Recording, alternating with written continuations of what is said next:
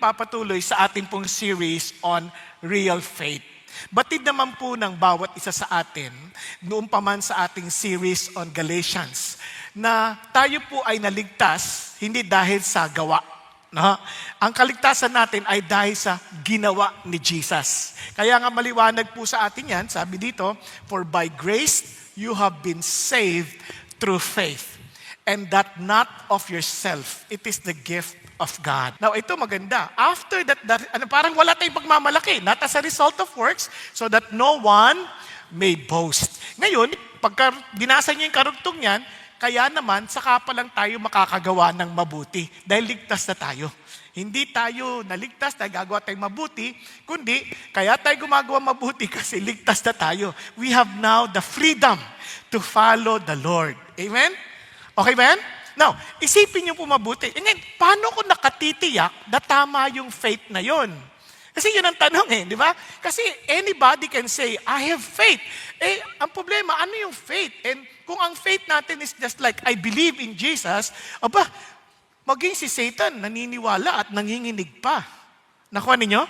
So, paano ko nakatitiyak na yung faith ko totoo? Yung faith na nagliligtas. Kaya nga, kung maaalala ninyo, sabi natin, yung faith na yon is recognizing and trusting Jesus as your Lord and Savior. Hindi ka lang naniniwala that Jesus is real, hindi ka lang naniniwala that Jesus exists or existed, hindi ka naniniwala that He rose again from kundi, sabi mo, nagdi-depend ka doon. I'm depending on the resurrection of Jesus about my salvation. I'm depending and trusting Him with my life. Yung kumbaga, nakasalalay doon. Kaya naman, real faith is anchored in God and His truth, not in circumstances or feeling. Hindi pwede sabihin, pinanganak ako sa Christian family, ligtas na ako. Hindi ho totoo yan. No, hindi nakabata yan sa circumstansya. Kundi sabi niya, yung talagang nakabata yan sa salita ng Diyos. Hindi yung parang, nag-attend ako talagang na-feel ko na tumayo yung balahibo ko di ba? Sa totoo lang, ginawin ka lang, tatayo na balahibo mo Kaya kung doon yung batayan, wala na. Di ba? Medyo mali na. Kaya hindi nakabatay yan sa pakiramdam, hindi yan nakabatay sa sirkumstansya, kundi nakabatay yan sa Diyos at sa Kanyang salita o sa Kanyang katotohanan. And real faith is evidenced by obedience, works, and transformed life. Kung talaga pong mahal natin si God, nagtitiwala ta sa Kanya, ay sumunod ka. Then real faith perseveres to the end. Dahil alam mong ligtas ka, hindi ka susuko. Kasi yun ang pananampalataya Kaya sabi ng Bible, saan tayo kilala? Sabi niya, a new commandment I give to you that you love one another, even as I have loved you. Anong standard? The way Jesus loved us. And sabi niya, that you also love one another. By this, all men will know. Paano nga? All men will know that you are my followers, you are my disciples, because you are so morally pure. Yun ba sabi? Because you're not committing mistakes. Because you're so faithful. No. Because you have love for one another. Kaya dito ho ang palatandaan. Ang problema, paano ba talaga magmahal? Kaya ang ganda ng definition ni James when it comes to Christianity. Sabi niya, pure and undefiled religion in the sight of our God and Father is this, to visit orphans and widows in their distress. Meaning they're so loving that they care for those who are distressed. Di ba? Talagang may mga problema. Sample lang yung orphans. Kasi at that time, ang hirap ata ng maging ulila. Diba? Sample lang yung widow. Kasi yung widow, wala na siyang support. Kaya talagang, sabi niya, pero yung Christians, they care for them. And to keep oneself unstained by the world. In other words, yung Christian, it moves towards the vulnerable. Yung mga mahihina. Hindi sila nagtataboy ng mga mahihina. Sa halip, sila mismo ang umaakay at tumutulong sa mga ito. And it resists the value system of the world. What I'm trying to say is this, you know who you are. And I pray that we will learn this afternoon. Sinasabi ni James sa atin ganito. Sabi niya, my brethren, look at the words, do not hold your faith in our glorious Lord Jesus Christ with an attitude of personal favoritism. Sabi niya, huwag mong hayaan yung pananampalataya mo na parang merong bagay na nagpapakita ka ng pagtangi. Kaya yun po ang ating pong titignan. In fact, yun po ang ating pong memory verse. Ang tanong lagi dito who gets my time? Yun yung sinabi niya kanina who gets my grace? Who gets my patience? And why? Minsan kasi mapagpasensyo tayo sa ibang tao, pero sa ibang tao, hindi. Di ba? Minsan, pagka may nag-istorbo sa atin, papansinin natin, pero yung iba, hindi. Ang tanong, kapag ganoon, mayroong favoritism. Mayroong pagtangi. Nakuha niyo po? Andiyan pa kayo? Ngayon, tanongin sarili niyo, kayo po ba, may favorites din ba kayo? Ayan. Nagpapakita din ba kayo ng pagtangi sa tao? Ayan. Sa totoo lang, lahat ho tayo may problemang ganito. But God is reminding us to love without favoritism. So let this be our memory verse. Huwag natin kalimutan My brethren, do not hold your faith in our glorious Lord Jesus Christ with an attitude of personal favoritism. Okay ba? Pakibasa natin sabay-sabay. Para ma-memorize natin. My brethren, do not hold your faith in our glorious Lord Jesus Christ with an attitude of personal favoritism. Okay ba yan? So para hindi na natin makalimutan, alalahanin natin to kasi mamaya maintindihan nyo kung bakit. So our message for this afternoon is love without favoritism. Because real faith loves without favoritism. So real love or real faith loves without favoritism. Bigat nito Now, kaya nga, ulitin ko anong pinagagawa ng Diyos sa atin? Love without favoritism. Walang tinatangi. God wants us to love everyone. It is an expression of who God is. Paano? Kaya sabi ng Bible, stop showing favoritism. Period. And sabi niya, see people God's way and show Christ-like mercy. So what does it mean? Let's start. Stop showing favoritism. Now, ito po yung ibig sabihin niyan. My brethren. Sino sinusulatan niya? Yung word na brethren, plural ng brothers yan or sisters, magkakasama. So, generic yung term. My brethren, mga kapatid. So, this refers to Christians. This refers to people. Now, why? Kasi in this world, we cannot force people not to show favoritism. Because that's the world operates. Christianity is a redemption, a redeeming religion. Bakit? Nililigtas tayo sa victimhood mentality.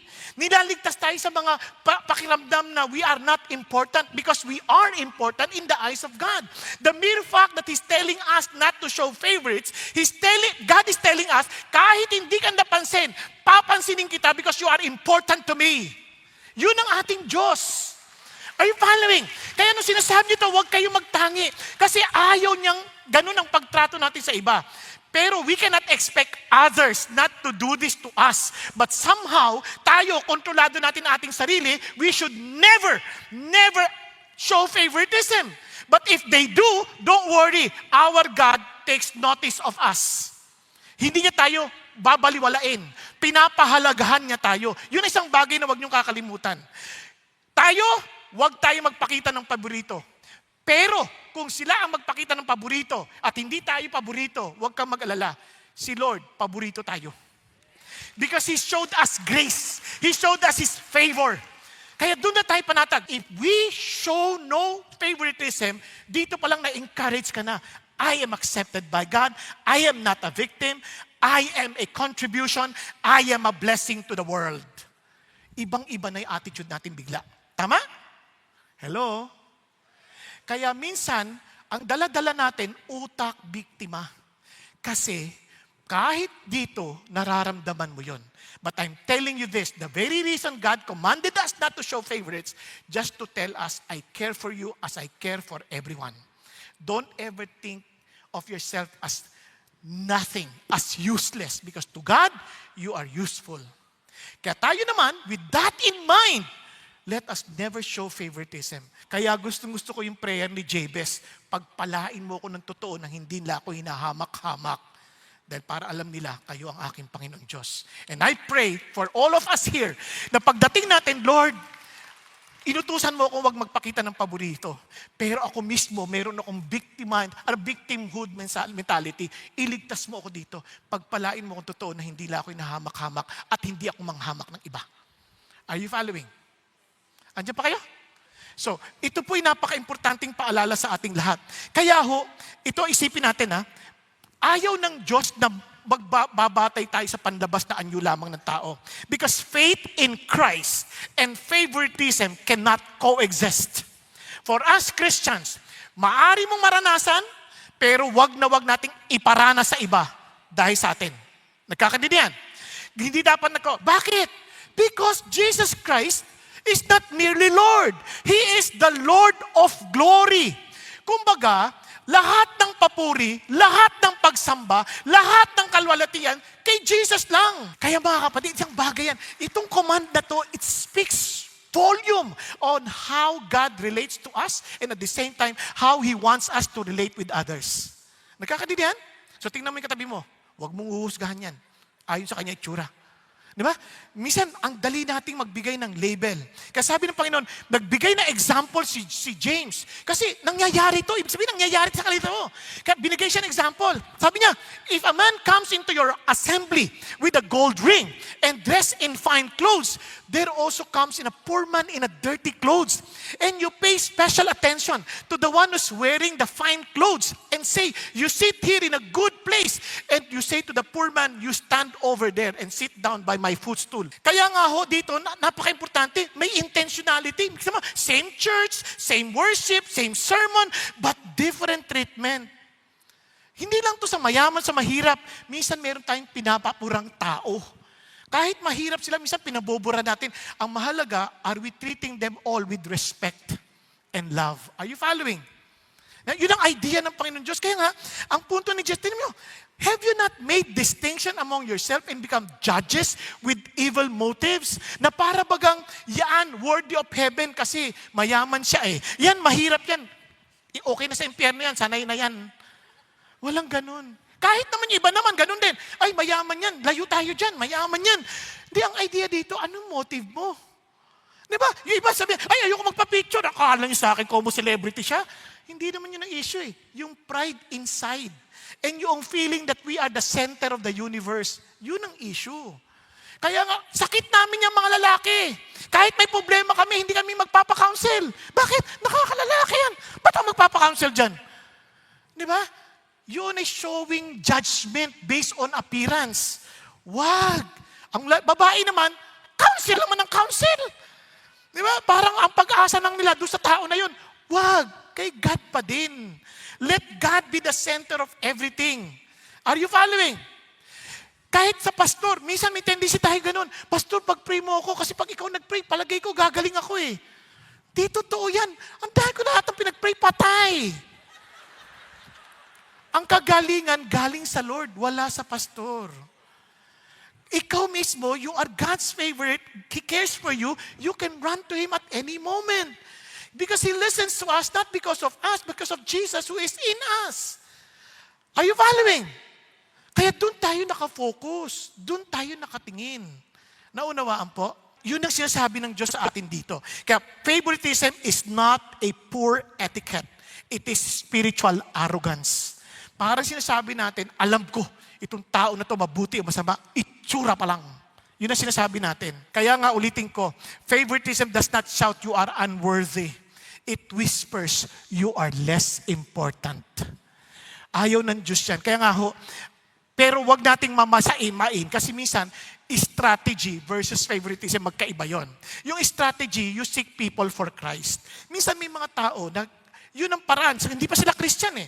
So yun ang naintindihan nila. You show them special attention because you want to win them to the Lord. Hindi to win them for your advantage. Nagkakaintindihan?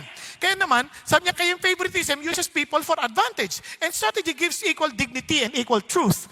Pareho lang. Hindi nagbabago yung message dahil lang sa kakaiba siya, may posisyon sa buhay. No, favoritism gives special treatment and soften the truth. Alam niyo, kahit tayong mga Christians, minsan kahit alam na natin na masama yung tao, inaatake ang Diyos, sobrang sinusuporta natin kasi may pakinabang tayo.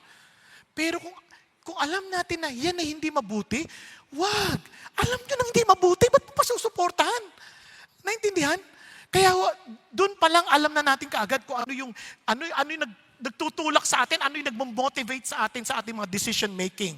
Kaya nga si Paul, sabi ni Paul, I have become all things to all people so that I may by all means save some. So, tama lang na meron tayong kakaibang pakikitungo sa ibang tao, hindi para pakinabangan, kundi para sila'y madala sa Panginoong Diyos. Iba yon. Strategy yon. Naunawaan po? Andiyan pa kayo? Kaya, huwag niyo isipin na, uy, grabe, pinapakita ng favoritism. Ulitin ko hindi tayo naghahangad ng equal treatment sa tao. Ang hangad ng Diyos, tayo ang magtrato ng pantay-pantay sa iba. Because we cannot expect all people to treat us the way we wanted to be treated. But we are to treat others the way we wanted to be treated. Because that is exactly the essence of love. Do unto others what you want others do unto you. Are you following? We cannot expect them to do that to us, but we should keep on doing to others what we want others do unto us. Yan ang pinagkaiba. Kaya when James was telling this, hindi para hanapin natin yung papunta sa atin, kundi ano yung gagawin natin sa pakikitungo natin sa ibang tao. Naunawaan? Tuloy tayo. Kaya ano yung favoritism? It is unjustified partiality. Treating some people better than others based on appearance, status, wealth, influence, education, gender, religion, ethnicity, or position, often for personal gain at the expense of others. Yun ang ibig sabihin ng favoritism na ayaw ng Diyos. Nagkakaintindihan? Now, so paano natin gagawin yun? See people God's way. So in other words, whenever we judge people, hindi masamang mag-judge, merong tamang pag-judge. Pag sinabi ng do not judge others so that you won't be judged, hindi sinasabi ng Lord na hindi ka na pwede mag-judge. Kasi sabi rin doon, do not throw your pearls to swine. So in other words, you're judging. Di ba? Kasi ang idea, may tamang paraan ng pag-judge. It's not to be critical, it's not to find fault, but to be discerning. Yun ang idea. So whenever we look at people, understand, paano bang tingin ng Diyos dyan? Kaya sabi ng Lord. Let's continue. Listen, my beloved brethren. Did not God choose the poor of this world to be rich in faith and heirs of the kingdom which He promised to those who love Him? Now, this is something very important. Sabi niya, di ba ang Diyos pinili niya yung poor of this world? Yung poor of this world, not necessarily lamang yung mga mahihirap, kundi poor enough to understand that they need God. Kasi may mga mahirap na they don't think that they need the Lord. They're still thinking that they are capable of doing or saving themselves. Hindi yun poor. Ito yung poor na alam nila they don't have anything else but God. Kaya kahit mayaman yan, hanggat hindi nila nakitang pangailangan nila sa Diyos, hindi sila poor. Pero kung nakita nila yung pangailangan sa Diyos, poor yun. Kaya ang Panginoon Diyos, minsan yung mga kahit may mga kaya, biglang nasadsad, doon sila tumatawag sa Panginoon eh. Kasi that's the time they realize that they're not God and they need help. Tama ba? Andiyan pa kayo? Kaya tingnan nyo, ilan sa atin ang nakakilala sa Panginoon dahil sa matinding problema na hindi natin alam kung ano gagawin natin? Ang dami. Di ba? Ang dami din nagtaas sa kabay. Pero, sa totoo lang, marami sa atin, we're so helpless that we know there's no one else to help us but the Lord. Iba naman, okay lang. Talagang part ng buhay to. Kaya minsan hindi nila ma-realize kung gaano kahalaga ang Diyos sa buhay nila. Kaya ito ang dapat natin maintindihan. Tingnan nyo, even God Himself, sabi niya, for consider your calling, brethren, that there were not many wise according to the flesh, not many mighty, not many noble, but God has chosen the foolish things of the world to shame the wise. And God has chosen the weak things of the world to shame the things which are strong. And sabi niya, and the base things of the world and the despised God has chosen the things that are not, so that He may nullify the things that are, so that no man may boast before God.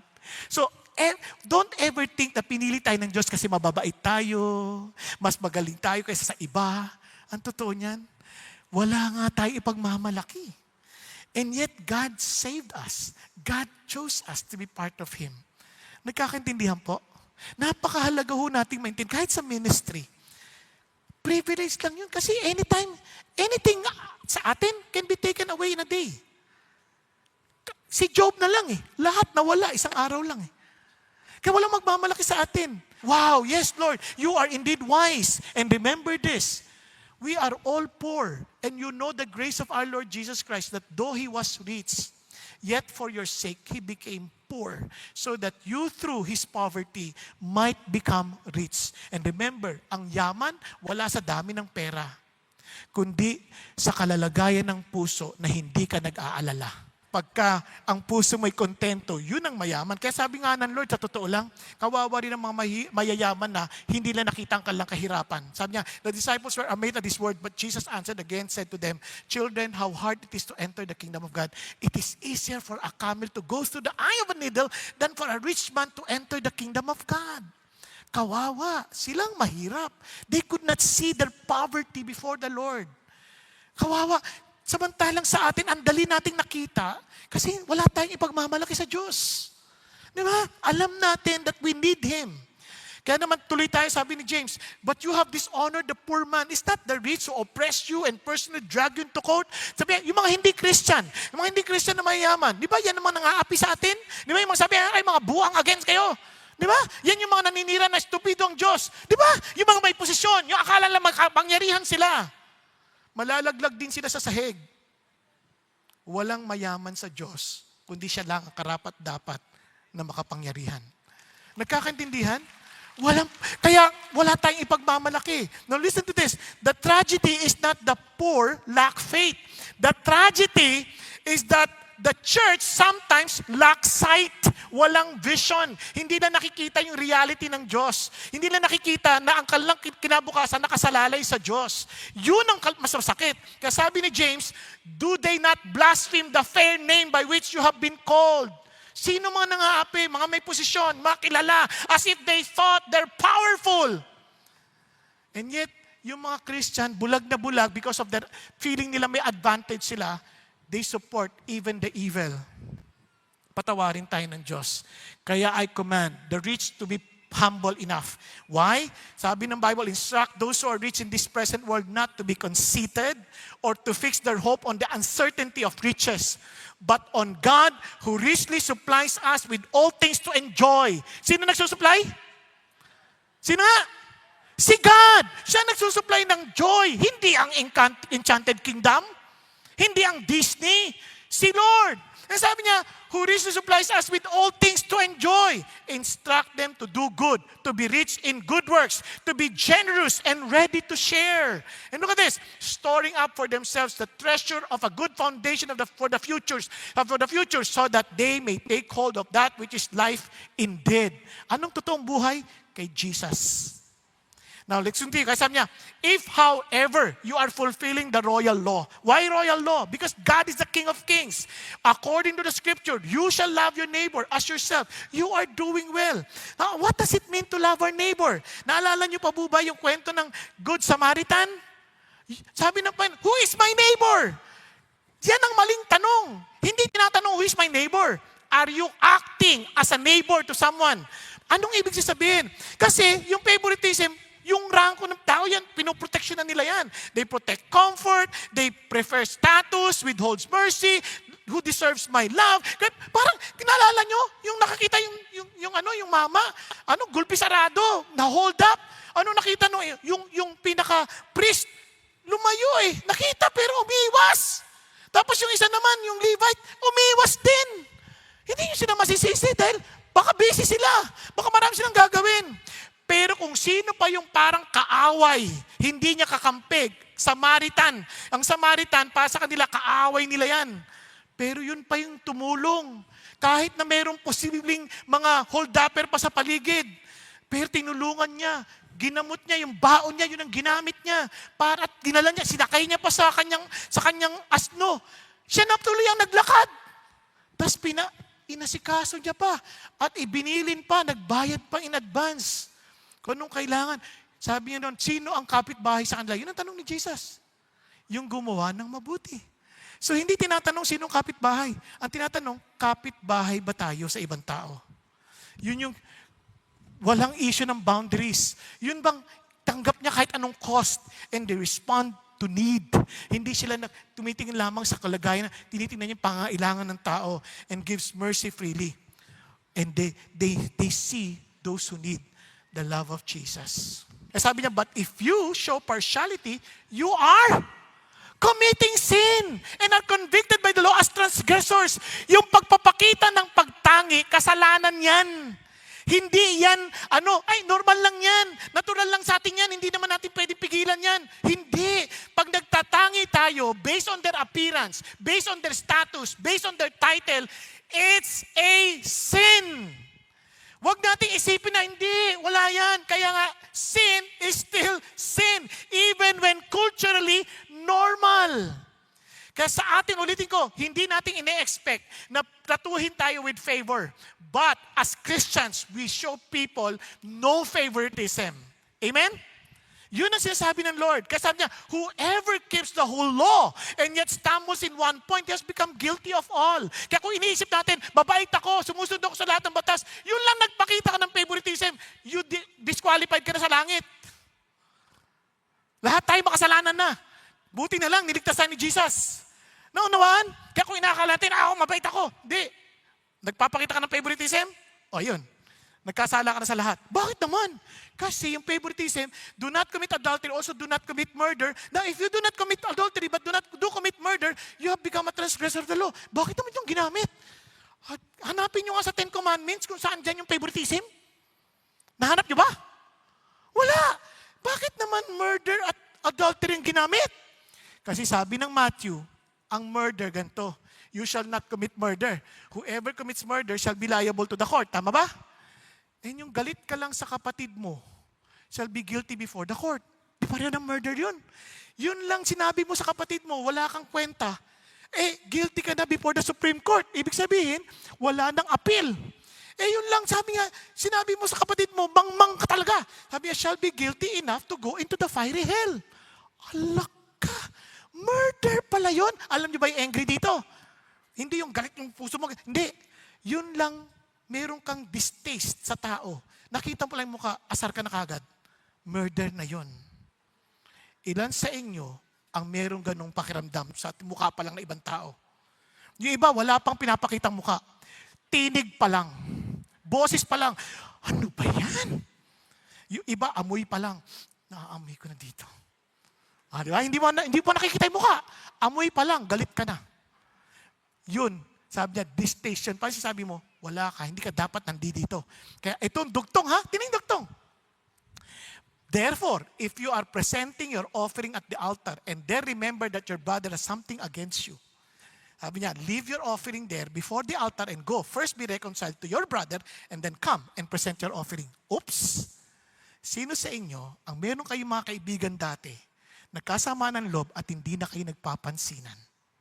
Hindi na kayo nag-uusap. At parang hindi mo na siya pinapakailaman.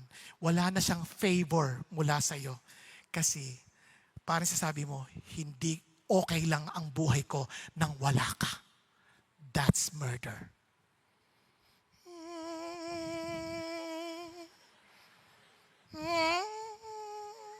Pag-isipan niyo mabuti. Minsan, akala natin Christian, okay lang yun, Christian naman kami. Pero hindi na natin kinakausap dahil nagkasamaan ng loob. Come on. Yung ibig sabihin ng reconcile, parang walang nangyari. Kaya dun palang alam nyo na may pagtangi. Kasi kung yung taong yan, isang taong kagalang-galang, hindi mo iisiping makipag-away dyan. Kasi importante yan. Presidente, aawayin mo. Ano ka, loko ka ba? Kung close ka dyan, close. Presidente yan. O, CEO ng company yan. Ano ka ba? Huwag mong aawayan, matatanggal ka. Kaya kahit na minsan hindi ka na pinakatunguhan ng tama, mabait ka pa din. Di ba? Pero pag yung ordinaryong tao, wala namang magagawa yan, okay lang yan. Huwag mo na pansinin yan. Wala namang may tutulong sa yan. Favoritism yun. So, paano ating gagawin? Show Christ-like mercy. Magpakita tayo ng habag katulad ng habag na natanggap natin mula sa Panginoon. Tingnan niyo po So speak, so act those who are to be judged by the law of liberty. Ano sinasabi niya? Kaya kung magsasalta kayo at gagalaw kayo at gagawa kayo, katulad ng alam ninyo that you are to be judged by the law of liberty. Ano ibig sabihin nun? Hindi kanya i-judge to condemn you. Since you are saved by the grace of God, since the law has been fulfilled by Jesus Christ Himself, ano sinasabi niya? Sabi niya, you will be judged with the law of liberty. In other words, you will be judged with a God-shaped or grace-shaped law. Kaya dapat ganun din ang kilos ninyo. Now that you have received grace from the Lord, not because of your action, not because of your goodness, but simply because of the goodness of God, dapat ganun din kayo sa ibang tao. Nakuha? Yan ang sinasabi niya. Kasi sabi niya, for judgment will be merciless to one who show no mercy. Mercy triumphs over judgment. If you show partiality, you are committing sin.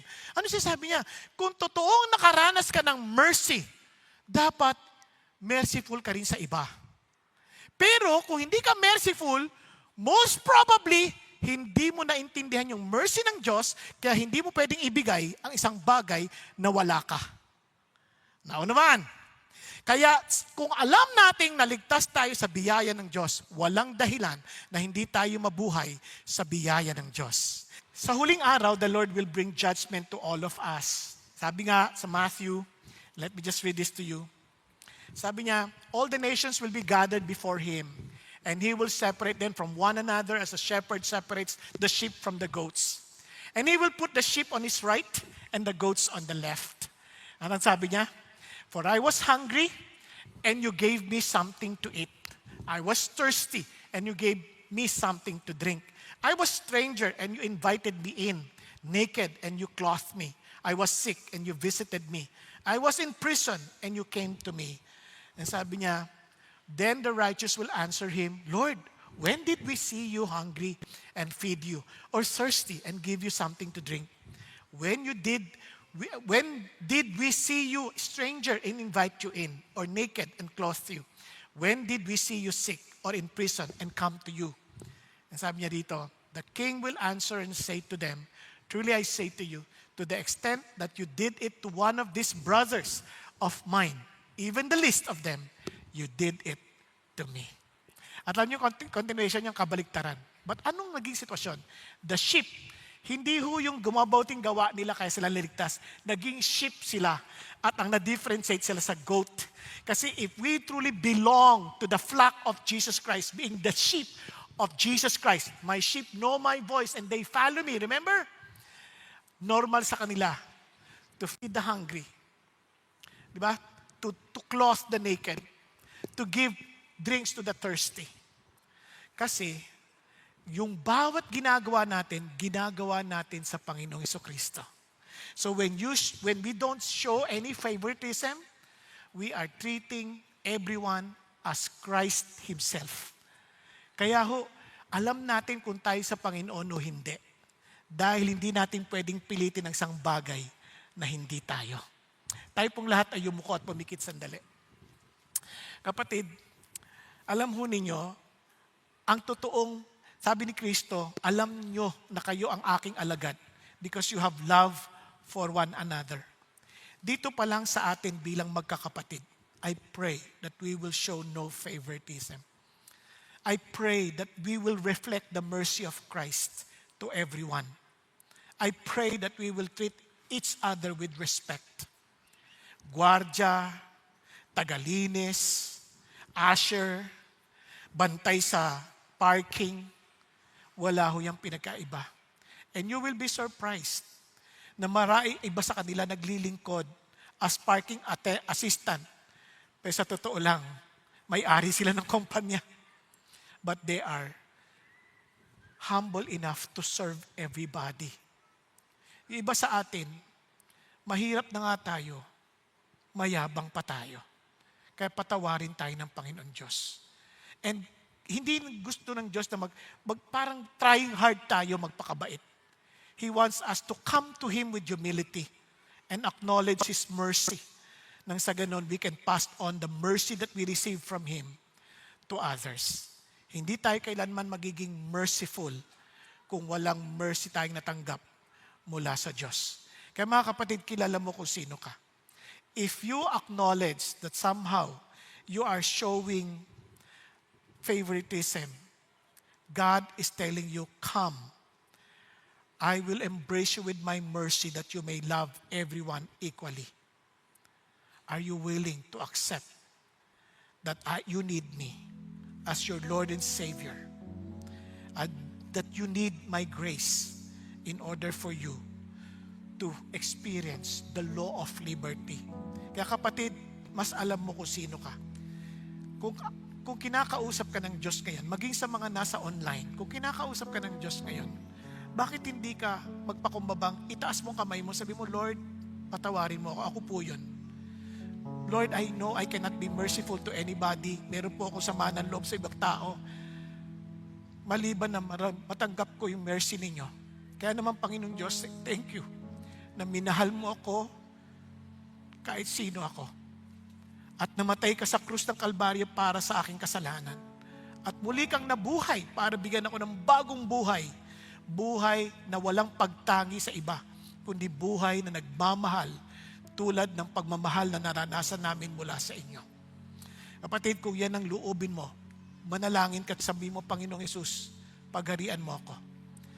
Pagharian mo ako at mabuhay ka sa akin nang sa ganon, maipahayag ko ang pag-ibig mo at ang iyong awa sa ibang tao na walang pagkukunwari, kundi bukal sa puso naming magmahal dahil sa pag-ibig ninyong aming naranasan. Salamat po, Panginoon Jesucristo. Salamat po sa pagmamahal niyo sa amin.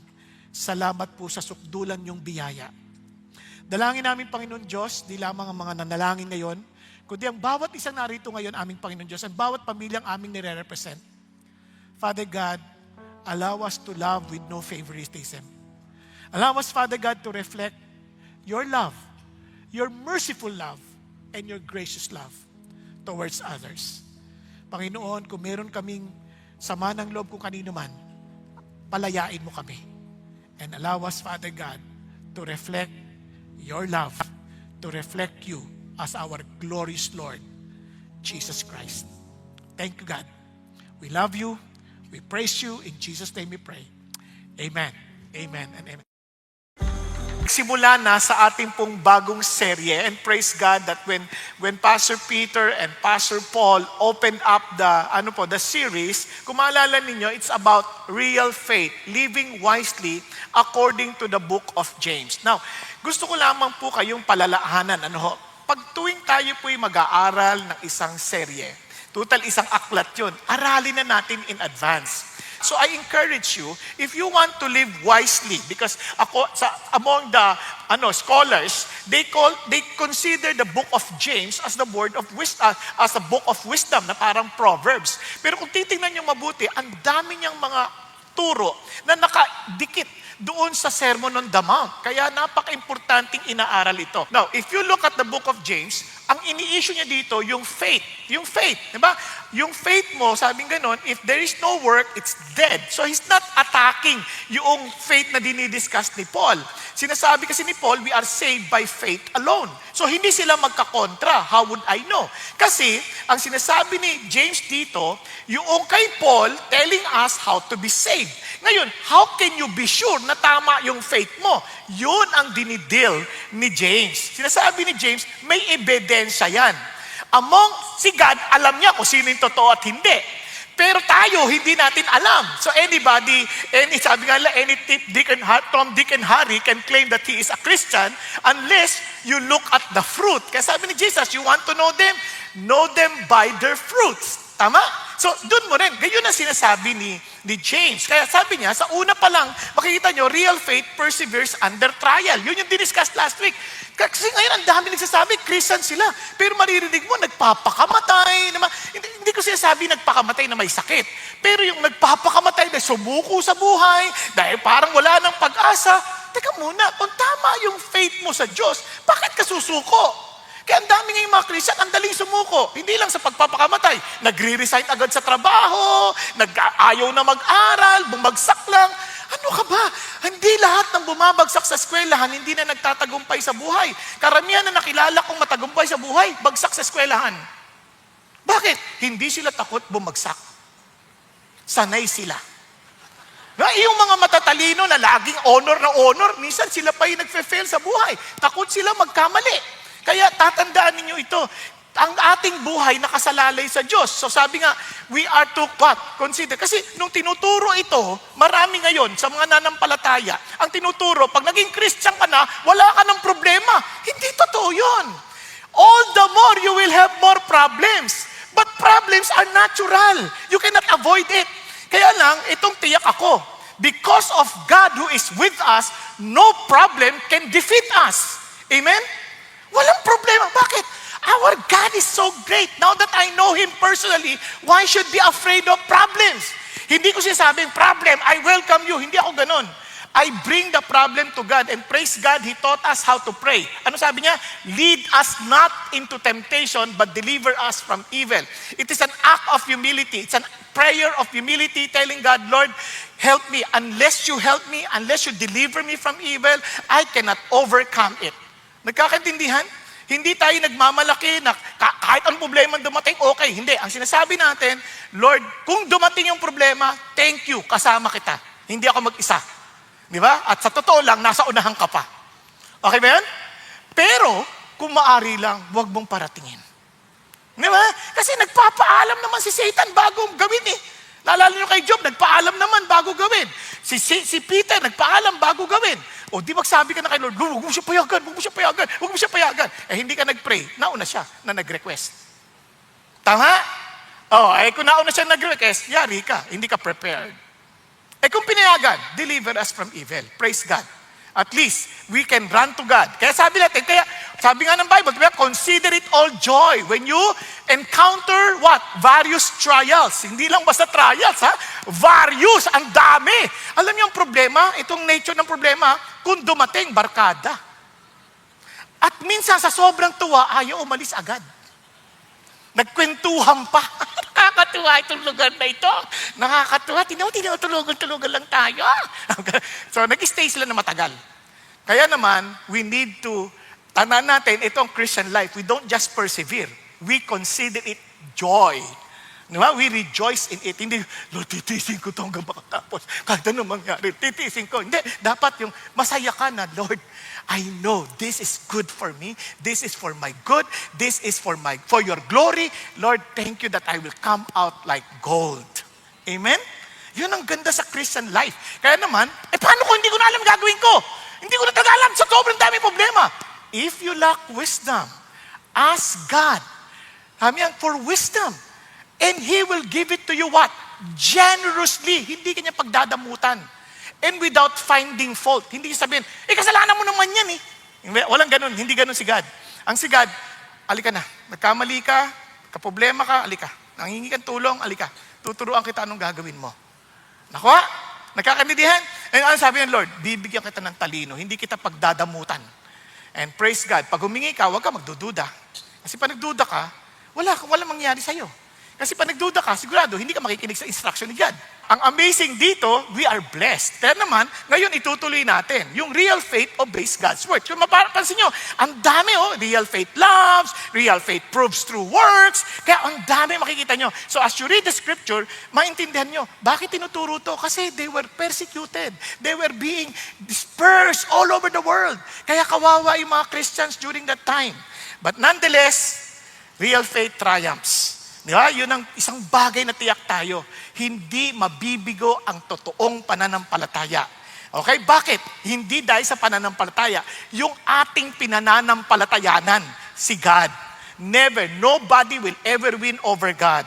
Ngayon, ang problema sa maraming tao ngayon, they have false assurances. Ang dami, kahit tayo, nasasaktan tayo sa mga nagsasabing Christian, pero wala namang katiyakan. Ang ating pag-aaralan ngayon, ito. Real faith obeys God's word. Pakisabi nyo nga po, real faith. Sabihin sa katabi mo, real faith obeys God's word. Now, bakit? Kasi, reading the word is not the same as responding to the word. Not even hearing the word. Uy, nakatin akong CCF. Nakakatuwa yung pastor, ang taba. Diba?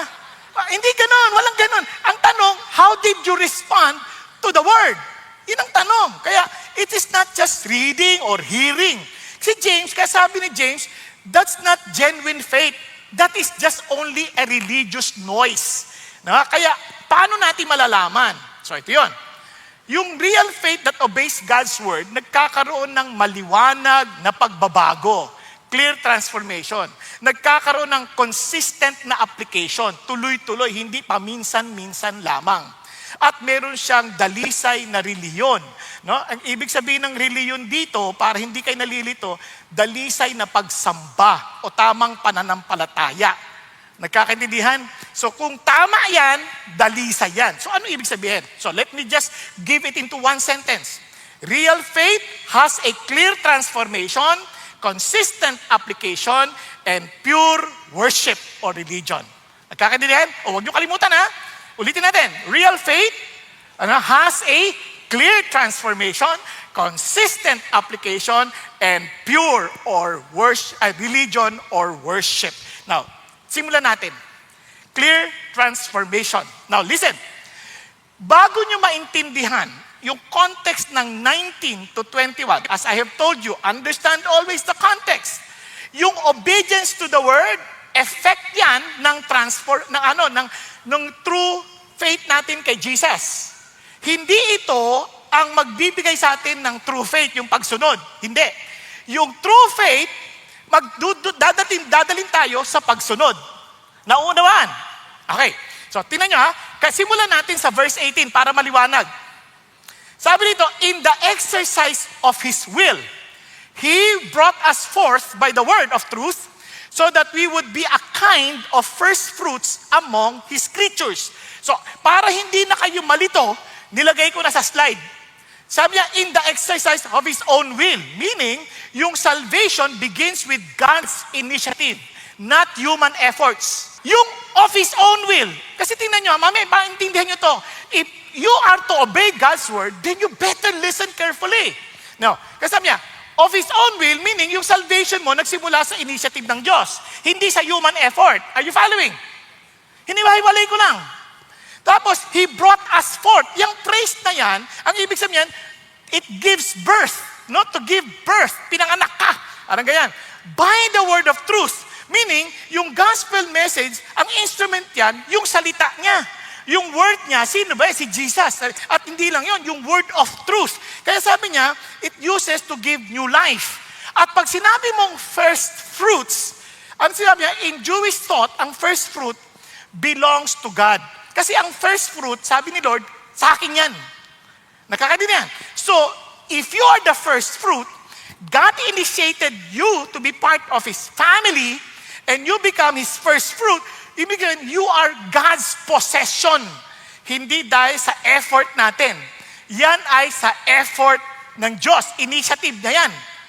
Okay tayo? Maliwanag ha? Okay tayo? Sigurado kayo? Hindi kasi hindi ko alam kung oo, kaya ganun eh. Iba eh. Ulitin. Para maliwanag ha? So, tingnan nyo ha? Then, yung believers, God's possession yan, evidence of His redeeming work sa world. Kaya when the Word looks at us, yan ang ebidensya ng niligtas ng Diyos. Tayo yung ebidensya. So, paano? Kaya yung obedience follows life. Hindi, it does not create life. Meron munang buhay sa atin, kaya tayo susunod. Nakakaintindihan? Hindi tayo sumunod para magkaroon ng buhay. Hindi. Kung patay ka, hindi ka makakasunod. Nakakita na kayo ng patay na susunod? Hindi susunod yan. Kaya patay na aso. Wala eh. Hindi susunod yan. Kaya kailangan buhay muna yan para makasunod. Kaya si God muna ang nagbigay ng buhay para makasunod. Kaya once you are Christian, you have the real faith, you will obey His word. Kasi buhay ka na. Nagkakaintindihan na. Buhay ka na. Now, tingnan nyo. Kaya ang unang transformation, kaya yung real faith is not proven by what we know, but how we live. Kaya bakit? Tingnan nyo naman kasunod. Ito na, 19 to 21. This you know, my beloved brethren. Sabi niya, alam nyo na to. Hindi ito isang bagay na hindi nyo alam. So meaning, naturo na sa kanila to. And since they were being persecuted, they were being dispersed, they have so many trials, problems. Minsan hindi nila alam gagawin nila. Sabi niya, ano na, ayoko na. Hindi, mga kapatid, alam nyo na to. Alam nyo na to, kaya uulitin ko sa inyo. Sabi niya kaya, but everyone must be quick to hear, slow to speak, slow to anger. For the anger man does not achieve the righteousness of God. Therefore, putting aside all filthiness and all that remains of wickedness, in humility, receive the word of implanted, which is able to save you. Ano siya sabi dito? Hindi ito yung parang, kayo magkasama ha, huwag kayo agad magalit ha, makinig muna kayo sa isa't isa. Yun ay bunga na lang, pero ang sinasabi rito, ano yung attitude natin sa Word of God? Sabi niya, you receive the Word implanted with humility. So yung una sa verse 18, you were by the Word of truth, nabigyan ka ng buhay. So what is your attitude to the Word? Kaya ang unang ebidensya na transformation sa atin, yung pagbabago ng ating attitude sa salita ng Diyos. Tanungin yung sarili natin, anong attitude ko sa Word of God? Talaga bang uhaw ako? Tingnan yung unang attitude. Quick to hear, slow to speak, slow to anger. Anong ibig sabihin yan? Balikan natin para lalong maliwanag. Anong sinasabi niyan? Pag sinabi mong quick to listen, you are eager to hear God. Parang gustong-gusto ko. Kaya magtataka iba. Akala nila, basahin natin yung buong Bible para challenge, ma-challenge. Hindi yun. Kaya tinan nyo, pag dun lang sa challenge ang iniisip natin, mag-give up kayo. Pagkatapos ay grabe, nasa numbers na ako. Wala na ako maintindihan. Ang daming pangalan. Hindi. Kapag uhaw ka, Lord, ano to? Anong ibig sabihin nito? Gusto kong maintindihan. Kaya huwag kayo magsimula sa Genesis. Simula muna kayo sa John, sa Mark, sa Luke, sa Matthew. Then punta kayo sa Genesis para maintindihan siya ng gagaling. Kasi iba naman, agad, puro gera, ano to? Diba? Lord, turuan mo, gabayan mo ako, paano ako matututo? Ngayon, kapag eager ka naman, kahit hindi mo maintindihan, pupunta ka sa Pastor, okay, D-group, gusto ko mag-attend sa D-group. Anong ibig sabihin po nito? Hindi niya naintindihan, hindi niya may paliwanag. Hanap ka na naman. Anong ibig sabihin nito? Hanap ka ng hanap. Hindi ka titigil hanggat nakausap ka kasi nagpe-pray ka naman eh. Ika-guide ka ni God. So, ano pang sinabi niya? Tingnan niya ha. Sabi, slow to speak meaning, less talking, more trembling. Diba? Kasi, isipin mo, marami, nagre-reklamo agad pag salita ng Diyos. Na, ang dami kagad sinasabi, hindi naman siguro uso na sa panahon natin ngayon, obstinate na yan. Di ba? Hindi na yan sa panahon natin. Hindi na yan bagay sa atin. Sino nagsabi sa'yo? Ikaw lang nagsabi yan kasi nagre-reklamo ka. Lalo na kapag yung puso natin, hindi sang-ayon sa magbago yung buhay natin. Kaya agad-agad, nagsasalta tayo. Iba pa, ito pang iba. Nakakagulat. Parang pagka hindi slow to speak, ito pa. Video. Sa totoo lang, it doesn't matter. Ang mahalaga, Lord, kausapin mo ako. Video man yan, o English man yan, o Tagalog. Di ko man maintindihan lahat. Tulungan mo ako maintindihan kahit ilan para maging totoo sa akin. Nagkakaintindihan. Yung iba, itutulog agad. Video. Wala na. Sa totoo lang, kung uhaw tayo sa Diyos, hindi yan issue. Pakisabi sa katabi mo, uhaw ka pa ba? Di ba? Gutom ka pa ba? Hinahangad-hangad mo ba siya? Yun ang tanong sa atin. Kasi pag hindi, magtanong-tanong na tayo. But when you read the Word, bigla kang, Lord, kakaya pala itong ginagawa ko. Grabe, Lord, patawarin niyo ako. Alam niyo, minsan, pag nagbabasa ako ng Word, sabi ko, Lord, grabe, ang sama pala nung ginawa ko talaga. Patawarin niyo ako. Tapos mapaalala ka, pinatawad na kita. Kaya nga, less talking, more trembling. Yun yung sinasabi ni Isaiah. Sabi ni Isaiah, tingnan niyo sabi ni Isaiah. Sabi niya, for my hand made all these things, thus all these things came into being, declares the Lord. But to this one I will look, to him who is humble and contrite of spirit and who trembles at my word. Kaya alam niyo, sa totoo lang, naging iyakin ako mula nung naging Christian ako. Di naman ako iyakin nun eh. Nasasapak na ako na maraming beses, di pa ako biyak eh. Ilang beses na hinatak ng tatay ko yung patilya ko, di man ako naiyak. Nasapak na ako na maraming beses ng tatay ko, di man ako umiiyak. Ngayon, wala pang ginagawa, nabasa ko lang yung Word of God, naiyak na ako. Sabi ko, Lord, ano ba to? Totoo ba to? Patawarin niyo ako. Lord, gusto ko po maranasan ng buhay na galing sa inyo. Di ba? Kaya pansinin niyo pag ikaw ay quick to listen, ikaw ay slow to speak, sobrang blessed ka. Ano pa sabi niya? Tingnan nyo. And sabi niya, and slow to anger because human anger resists God's righteousness. Yung iba nagagalit agad. Oh, grabe naman yan. Pag sinabi pa lang, wives, submit to your husband. Oh, grabe yan. Kampi-kampi kayo. Nagagalit agad. Nagagalit sa asawa. Sabi niya, di ba, leave your father and mother and cleave to your wife and be one. Ano kayo yan? Impractical yan. Hindi kaya namin mabuhay. Kami dalawa na mag-asawa. Alam ka naman kami humiwalay pa. Wala na kami pera. Hindi ka nagtitiwala sa Diyos, sa provision ng Diyos. Nagtitiwala sa sarili mong paraan. Nagagalit ka agad. Di ba? Pag sinabi ng sabi niya, iwanan mo, sabi niya, if this causes you to sin, cut it off. Ay, grabe naman. Hindi ko kaya yan. Saan ako? Paano ng buhay ko? You see why? Because we're not trusting the Lord. We are easily get angry. We fight it out. Hello, sabi niya, hindi pa pwede yan. Bawal sa Diyos yan. Kayo talaga mga Christian, judgmental kayo. Hindi. Huwag kang magalit sa amin. Balik ka sa salita ng Diyos. If you have your relationship with God, you deal your issues with the Lord. Nagkakadinihan? Kasi kahit hindi ka naman sumunod, wala namang mangyari sa akin eh. Ikaw ang mahihirapan, hindi ako. At eternity ang problema mo. Ako, may sarili akong problema sa Diyos. I follow because I believe. It's up to you now. Are you following? Kaya nga, marami, hindi natututo, nagagalit agad. Kaya ano sabi ng Lord? Itong tandaan nyo ang word of God. Sabi niya, is living and active, sharper than two-edged sword, and piercing as far as the vision of soul and spirit. Hindi madali yan, masakit yan.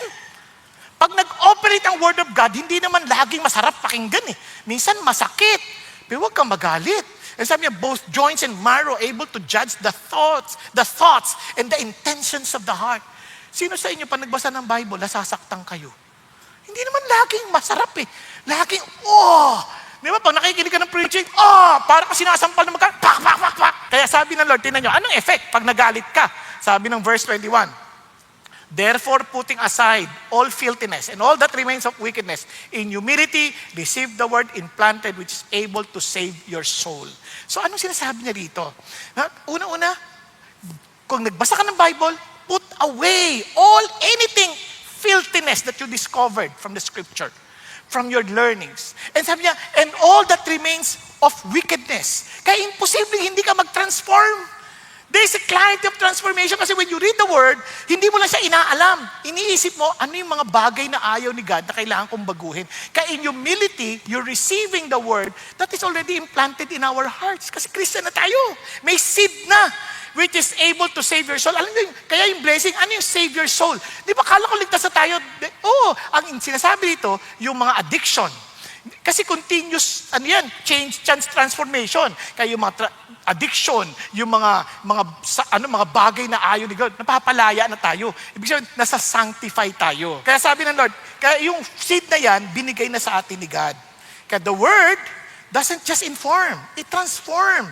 If it is humbly received. And it's wonderful because information without submission leads to what? Deception. Niloloko natin sarili natin. Katama si D.L. Moody. Sabi ni D.L. Moody, the Bible was not given to increase our knowledge, but to change our lives. Amen? Now, ang ganda nito, magiging consistent na ito. Kaya nga, consistent application.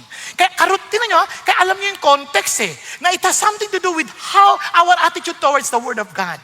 Kaya naman, tingnan nyo, ang karugtong yan, gito.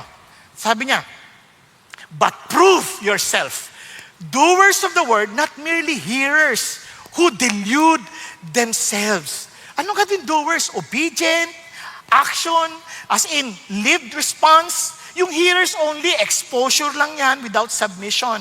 Kaya yung deceiving yourself, ang lungkot nun. Sabi niya, the most dangerous deception is what? Self-deception. Pinaniniwala natin sa sarili natin na tama tayo, totoo tayo, pero hindi naman pala. Kaya James is attacking such kind of unbelief. Hindi siya attacking the unbelief kasi may mga tao na hindi pa natututo, pero nag-grow pa lang, okay lang. Pero yung masama, yung false assurance, yung hindi naman, patay naman pala yung faith, akala niya buhay. Kung maano sabi, pastor, gusto ko naman, kaya lang hirap pa ako nag-i-struggle ka na, ibig sabihin, may buhay ka na, may struggle na Ang kailangan na lang, lumakas yung faith mo pa at sumunod. Di ba? Talagang to step out of faith. Pero, pag nag-struggle ka, at least may buhay ka na. Pero kung walang struggle, komportable ka na, okay lang di sumunod dyan, okay lang yan. No, hindi naman totoo yan. Yun, patay yun. Patay yung faith na yun. Akala lang natin buhay. Nagkakaintindihan? Okay tayo? Okay, kaya ang truth dito, hearing the word without obeying, it creates spiritual illusion. Kaya ang challenge is hearing without doing is self-deception. Obedience is the evidence of real faith. Dito naman, nagbigay ngayon siya ng illustration. Ano illustration? For anyone who is a hearer of the word and not a doer, he's like a man who looks at his natural face in a mirror. For once, he has looked at himself and gone away and has immediately forgotten what kind of person he was. Minsan, tatandaan ninyo, yung mirror ng panahon na sinulat ni James yan, hindi ka pareho ng mirror natin. Yung mirror natin, sobrang liwanag agad, di ba? Kita mo agad kung ano yung problema sa mukha. Yung mirror nila during that time, isang silver metal, parang silverware. Hindi maliwanag yun. So meaning, pag titingin ka talaga sa salamin, sasadyain mo talagang alamin kung ano nangyayari sa'yo. Di ba? Ngayon, pag may nakita ka, at wala kang ginawa, yun yung sinasabi nitong immediately forgotten what kind of person he was. Yung word na forgotten dito, hindi nakalimot na. Although totoo din yun, na pag tumingin sa salamin, pag tingin mo sa susunod, mamaya, kakita ka ng salamin, titingin, para nakalimutan mo na kung ano itsura mo talaga nung nakaraan. Pero dito, yung word na forgotten is more than that. It is more of ignoring what you saw, what you understood about yourself. Binaliwala mo. Kaya yung illustration ng mirror, yung word shows us who we really are. That is exactly the point. Nakikita mo, kaya pala. Sample lang, Genesis. Kaya pala yung mga lalaki ang hilig humingi ng mga gadgets sa pampagaan ng buhay. Bakit? Hindi mo nabasa? Yung sumpa daw ng kasalanan, magpapawisan mo ang yung binagawa. Kaya napansin nyo yung mga lalaki, ang hilig humingi ng mga gadgets, kahit paulit-ulit na yung gadgets sa irigalo mo, tuwan-tuwa sila. Bakit? Anything na nagpapagaan ng buhay. Gusto nilang magkakotse, feeling lang gagaan ang buhay nila. Gusto nila magkaroon na ng bahay, kupuan, lazy boy. Gusto nila yan kasi magpapagaan ang buhay nila. Pero ang problema, pag nabili na nila, bumibigat ang buhay nila kasi magbabayad na sila. That's exactly the curse. Yung akala mong sagot, dagdag problema pala. Nakuha niyo? Ngayon ang babae naman, bakit kumbaga, protective sa asa, protective sa anak. Bakit? Kasi they will labor They will labor in pain. Kaya nasaktan sila, nahirapan sila, ayaw nilang basta-basta mawala. Napansin niyo ba yun? Biglang, kaya pala. Ngayon, maintindihan mo na. Kaya, minsan nag-aaway-aaway kayo lagi, bakit yung asawa ko, hindi ko pinapansin? Kasi nga, ang isip niya, pati turo siya ng turo, kasi sabi ng sumpa, niya, they will try to control you, but they're submitted to you. Ang sakit, no? Kaya pala. Paano ko ayusin? Mag-submit ka kay God, kasi only God can take that curse away from you. Nagkakaintindihan? So, yan ang ganda ng Bible. Nagkakaroon ka ng sanity. Kaya pagka walking away unchanged is spiritual insanity. Kaya iba, tinatry ko naman. Niyang ka na naman. Tinatry mo kasi hindi mo yan kakayanin. Kaya marami na burnout sa atin. Kasi Christian na ako, but hindi mo na nangyayari sa buhay ko. Hindi ka kasi nakasurrender sa Diyos. Reading the Word of God makes us realize we cannot do it on our own. Only by God's grace. Ako rin ay mahina. May tukso rin ako sa buhay. Pero paano namin napapaglagpasan? Huwag mong dibdibin.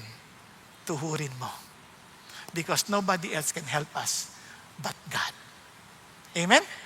Pakisabi sa katabi mo, walang makakatulong sa iyo, kundi si God. Diba?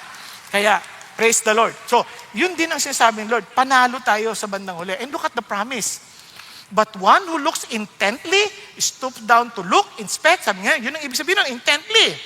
At the perfect law, the law of liberty. Ay, salamat sa Diyos, sa palaya na ako. Hindi na ako trying hard. Biglang ang laya ng buhay ko. Yung iba, akala nila yung kalayaan, yung pwede ko nang gawin kahit anong gusto ko. Hindi ganun. Kaya mo nang gawin yung lahat nararapat para sa atin. Verse 25, but the one who looks intently at the perfect law, the law of liberty, abides by it, not having become forgetful hearer, but an effectual doer, this man, look at the words, be blessed in what he does. Not blessed in what they know, nor heard.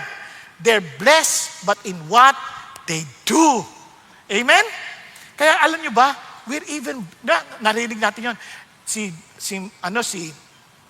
Praise God for Mary, no, yung mother of Jesus in this world. Praise God kasi ba, He is blessed among all women. Pero alam niyo ba, you're more blessed. Paano?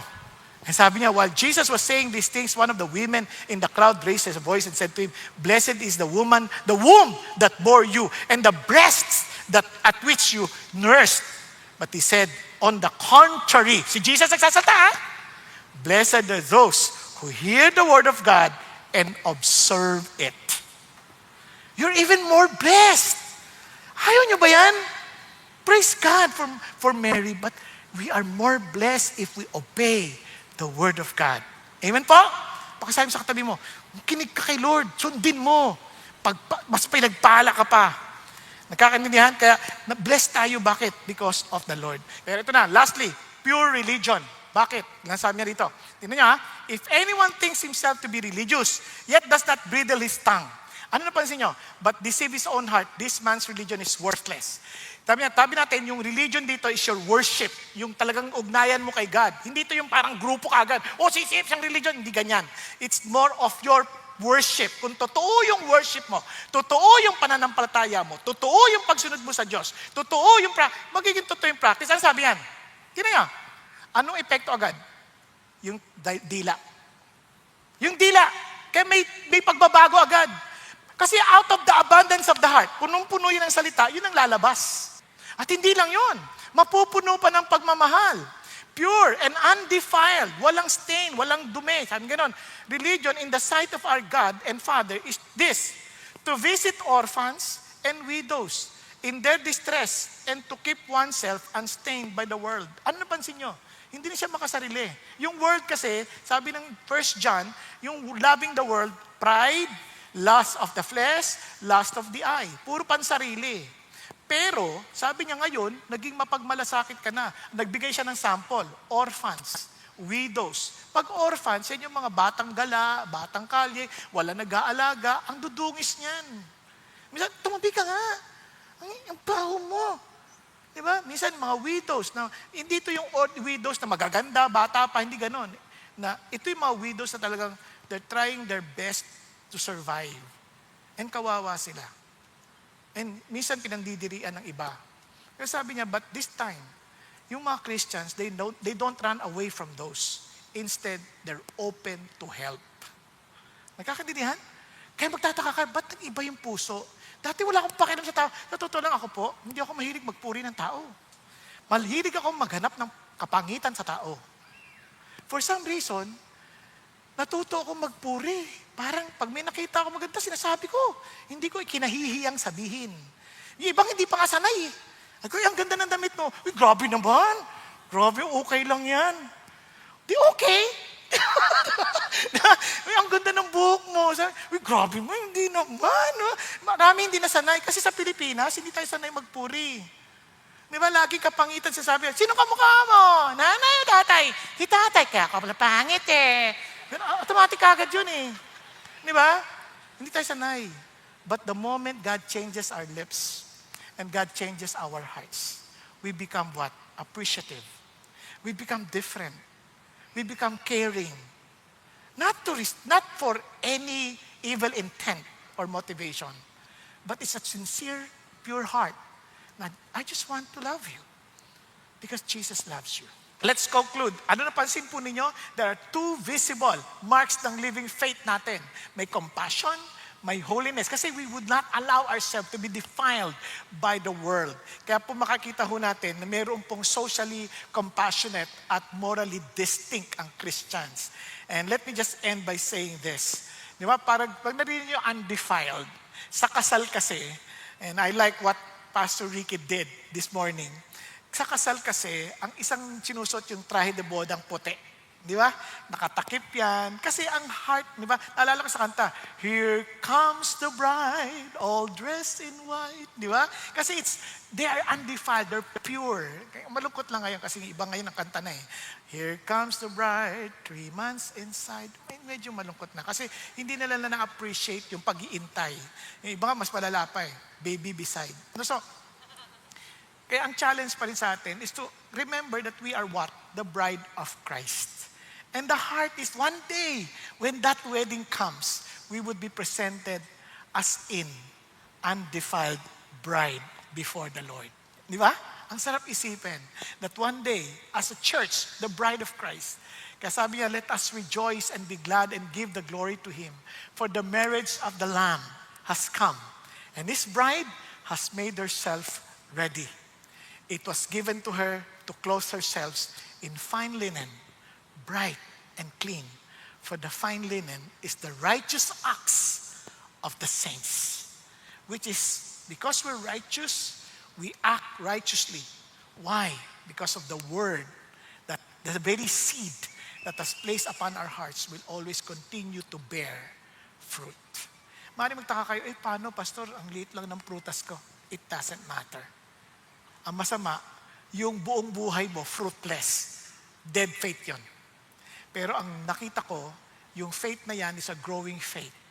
Minsan, 30 folds, 60 folds, and 100 folds. Kaya the mere fact you're struggling because you want to do the will of God, you know you are truly a Christian. But if not, and you're comfortable sinning against God, and you don't have any love and eagerness for the Word of God, then perhaps either you're sick or dead in your faith. And don't presume na kay Lord ka. Kakaintindihan? Tayo pong lahat ay yumuko at pumikit. Thank you, Jesus. Thank you, Lord. Mga kapatid, God is giving always a chance to really come to Him and to take Him seriously. Alam nyo kaagad, kapag isang bagay ay doon ang nakita mo yung iyong sarili. If you're always thinking about money, always thinking about anything lustful and not the things of God, alam mo na yung puso mo is fed by that evil thing. But if you're serious with God, you will feed with the words of God. And it's not only to hear, to read, but to obey. Because real faith, obey God's word. You don't take it lightly. You take His words seriously. You are eager to hear it. You're eager to follow it. And you are eager to entrust even what you are disagreeing about. You're willing to submit yourself to Him because He is true and He is righteous and He is just. Thank you, Lord. Kapatid, alam mo ang iyong kalalagayan. Kung sa palagay mo, may sakit ka spiritually o kaya naman ay patay ka pa in faith, God is speaking to the dead and the dead will be given the ability to hear. Kaya ka nakakarinig ngayon. But don't take it as in for granted. Be serious. Be humble. Kung ikaw ang kinakausap ng Diyos ngayon, magpakumbaba ka, taas mo kamay mo sa Panginoon, Lord, make me alive. Let me desire your word. Let me be quick to hear, slow to speak, and slow to become angry. Sige po, wag ko kayo mahiya. Yes, taas mo kamay mo sa Panginoon. Yes, hallelujah. Yes, hallelujah. Thank you, Jesus. Thank you, Lord.